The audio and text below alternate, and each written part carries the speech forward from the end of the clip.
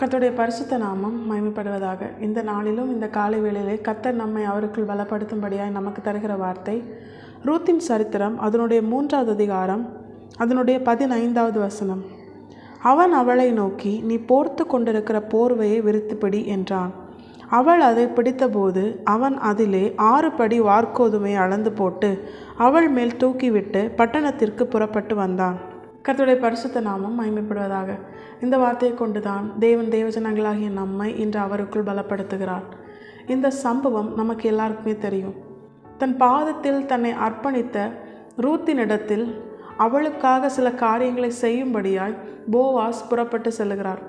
தான் சுதந்திரவாளியாய் இருந்தாலும் தன்னிலும் கிட்டின ஒரு சுதந்திரவாளி இருக்கிறான். அந்த சுதந்திரவாளி இந்த காரியத்தை குறித்து, ரூத்தை விவாகம் பண்ணுவதை குறித்து, அந்த சுதந்திரத்தை மீட்டு கொள்வதை குறித்து அவனுடைய எண்ணம் என்ன அப்படின்னு தெரிந்து கொள்வதற்காக போவாஸ் என்ன பண்ணுறாரு? பட்டணத்துக்கு போகிறாரு.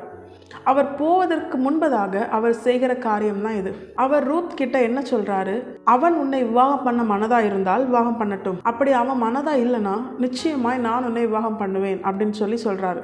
அவர் ஆணையிட்டு கொடுக்கிறார். தான் இந்த காரியத்தை செயல்படுத்தும் வரைக்கும் காத்திருக்கும்படியாய் ரூத் கிட்ட போவாஸ் சொல்றாரு. இந்த காரியத்தை நான் செயல்படுத்தி முடிக்கும் வரைக்கும், தான் வாக்கு கொடுத்த காரியத்தை செயல்படுத்தும்படியாய் போவாஸ் என்ன பண்றாரு? பட்டணத்துக்கு புறப்பட்டு போறாரு. அந்த காலம் ஒரு காத்திருப்பின் காலமாய் ரூத்துக்கு இருக்கு. இந்த காத்திருப்பின் காலம் எதனால் உண்டானது? போவாஸ் கொடுத்த வாக்குறுதியினால. ரூத்தின் வாழ்க்கையில எந்த ஒரு முடிவையும் எடுப்பதற்கு முன்பதாக அதை குறித்த சில காரியங்களை நேர்த்தியாய் செயல்படுத்தும்படியாய், சரியாக அந்த முறைமையின்படியே செயல்படுத்தும்படியாய், தன்னிலும் கிட்டின சுதந்திரவாளி ரூத்தை விவாகம் பண்ணுவதை குறித்து அவன் என்ன நினைக்கிறான் அப்படின்னு தெரிந்து கொள்ளும்படியாய் போவாஸ் என்ன பண்றாரு? ரூத்தை காத்திருக்க சொல்றார். இந்த வசனங்கள் நமக்கு அதை தான் காண்பித்து தருகிறது. தான் கொடுத்த வாக்குறுதியை செயல்படுத்துவதற்கு முன்பதாக போவாஸ் செய்கிற காரியத்தை தான் தேவன் இன்று நம்மோடு கூட பேசுகிறார். தான் காத்திருக்கும்படியாய் சொன்ன ரூத்திற்காக போவாஸ் என்ன பண்றாரு? 6 படி வார்கோதுமையை அவள் போர்வையிலே அளந்து கொடுக்கிறார். அவளுக்காக கொடுக்கிறார். அவளுக்கு சொன்ன வார்த்தை நிறைவேறுவதற்கு முன்பதாக அவள் காத்திருக்கும் அந்த காலத்திற்காக கொடுக்கப்பட்டது தான் இந்த 6 படி வார்கோதுமை. நம்முடைய வாழ்க்கையிலும் தேவன் இந்த சம்பவத்திலிருந்து நமக்கு கற்றுத்தருவது என்ன தெரியுமா? ஒரு மனுஷனே தன்னுடைய பாதத்தில் தன்னை அர்ப்பணித்த ஒரு ஸ்திரீக்காக அவளுடைய காரியங்களை தான் நிறைவேற்றுவதற்கு முன்பதாக, அவளுக்கு தான் கொடுத்த வாக்குறுதியை நிறைவேற்றுவதற்கு முன்பதாக தன்னுடைய வார்த்தையை நம்பி அவள் காத்திருக்கிறாள் தெரியுமா? அந்த காலத்திற்கான தேவையை ஒரு மனுஷனே அதை யோசித்து கொடுப்பானேயானால் நம்முடைய தேவன் நல்ல தேவன். அவர் போவாசையும் உருவாக்கின தேவன். நம்முடைய எல்லா காரியங்களையும், நம்முடைய எல்லா தேவைகளையும் அறிந்த தேவன். நாம் நம்மை அர்ப்பணித்ததினால் அல்ல, அவர் நம்மேல் வைத்த அன்பினால் நம்மை அவர் தெரிந்து கொண்டார். அவர் நமக்கு எல்லாவற்றையும் செய்யும்படியாய், நம்மை அவருடையவர்களாய் மாற்றும்படியாய் ஜீவனையை தந்தார். அப்படி இருக்கும் பொழுது இந்த போவாசை காட்டிலும் அதிகமாய் நாம் அவருடைய வாக்குத்தத்தம், அவர் நம்மை நம்ப பண்ணின வார்த்தைகள் நிறைவேற காத்திருக்கும் பொழுது அந்த காத்திருப்பின் காலம் எதை உணர்த்துகிறது? இனி எந்த ஒரு காரியத்தையும் நான் செய்வதற்கு முன்பதாக தேவன் எனக்கு தந்த வார்த்தை, அதை குறித்த அவருடைய திட்டம் என்ன, என்னுடைய வாழ்க்கை எப்படி செல்லணும் அப்படின்னு சொல்லி தேவன் என்ன தீர்மானிச்சிருக்கிறாரு, அடுத்த நிலைக்கு நான் போவதற்கு முன்பதாக என்னுடைய வாழ்க்கை, என்னுடைய எதிர்காலத்தை குறித்த தேவனுடைய சித்தம் என்ன அப்படின்னு சொல்லி நாம் அறிந்து கொள்வதற்காக தேவனுடைய வார்த்தை, நம்மை நம்ப பண்ணின வார்த்தை, அவருடைய வாக்குத்தத்தம், அவர் நமக்கு ஒரு வார்த்தையை தந்து இப்படி நான் உன்னை நடத்துவேன்னு சொல்லி நம்மை நம்ப பண்ணியிருப்பார் தெரியுமா? அவர் சொன்னதை நாம் நம்பிக்கையோடு ஏற்றுக்கொண்டு அவர் அவருடைய ஏற்ற காலத்திலே அதை நிறைவேற்றுவார் என்று விசுவாசத்தோடு காத்திருக்கிறோம். அப்போ அந்த காத்திருப்பின் காலம் கர்த்தரை நாம் சார்ந்திருக்கிற காலம், கர்த்தரை நோக்கி பார்க்கிற காலம். அந்த காலத்திலும் ஒரு போவாசே அந்த காலத்திற்கான தேவையை நிறைவாய் கொடுப்பானே. ஆனால் ரூத் தனக்காக சேர்த்து கொண்டது ஒரு நாளுக்கு ஏறக்குறைய 1 படி வார்கோதுமை. ஆனால் போவாஸ் அவளுக்கு கொடுத்தது என்ன தெரியுமா? 6 படி வார்கோதுமை. ஏறக்குறைய 1 படி வார்கோதுமை அது எங்கே இருக்குது? 6 படி எங்கே இருக்குது? அப்போ தேவன் நமக்கு தருகிறது எல்லாமே நமக்கும் நம்முடைய குடும்பத்திற்கும் அது போதுமானதாகவும் நிறைவானதாகவும் இருக்கும்.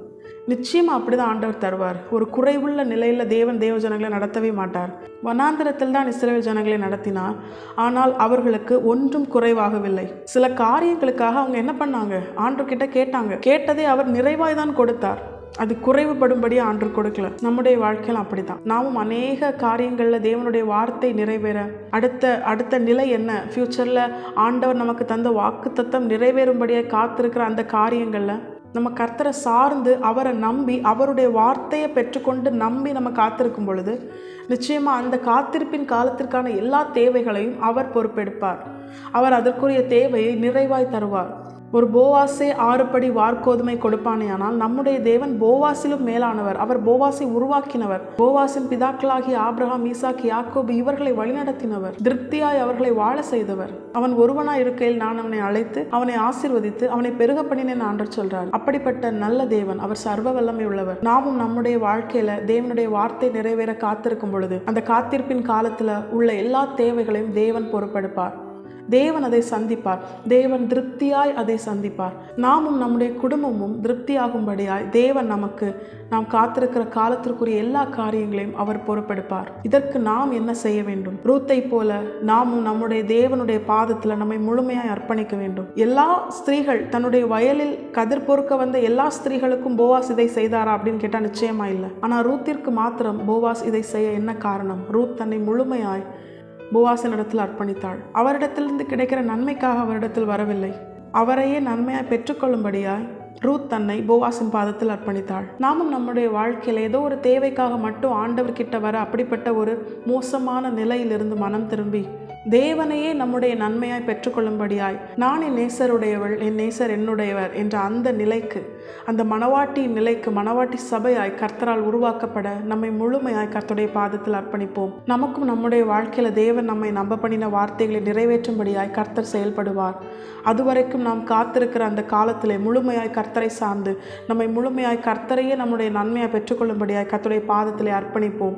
நிச்சயமாய் காத்திருப்பின் காலத்திற்குரிய சகல தேவைகளையும் நம்மையும் நம் குடும்பத்தையும் கர்த்தர் நிறைவாய் திருப்தியாக்கி வழிநடத்துவது அதிக நிச்சயம். கர்த்தர் நம்மையும் நம் குடும்பத்தையும் ஆதரித்து நம்முடைய சகல தேவைகளையும் திருப்தியாய் நமக்கு தந்து நம்மை ஆசீர்வதித்து வழிநடத்துவது அதிக நிச்சயம். கர்த்தர் தாமே இந்த வசனத்தை கேட்ட நம் அனைவரையும் ஆசீர்வதிப்பாராக. கர்த்தருடைய பரிசுத்த நாமம் மட்டுமே மகிமைப்படுவதாக. மாராநாதா, இயேசு வருகிறார். ஆயத்தமாகவும் பிறரை ஆயத்தப்படுத்துவோம். ஆமென்.